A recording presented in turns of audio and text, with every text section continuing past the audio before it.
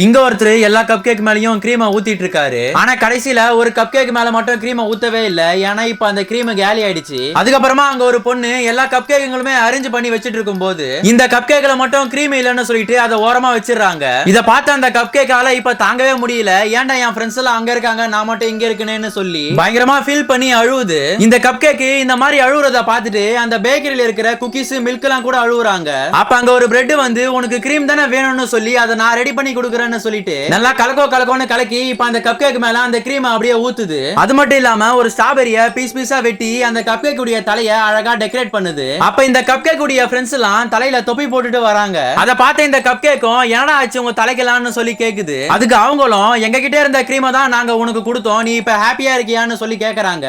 இப்ப இந்த கப் கேக்கும் ஏன்டா இப்படி பண்ணீங்கன்னு சொல்லிட்டு எனக்கு இந்த கிரீமும் வேண்டாம் ஒண்ணும் வேண்டாம்னு சொல்லிட்டு எனக்கு என் ஃப்ரெண்ட்ஸ் மட்டும் போதும்னு சொல்லிட்டு அப்படியே போயிட்டு அவங்க ஃப்ரெண்ட்ஸை கட்டி பிடிச்சிக்குது.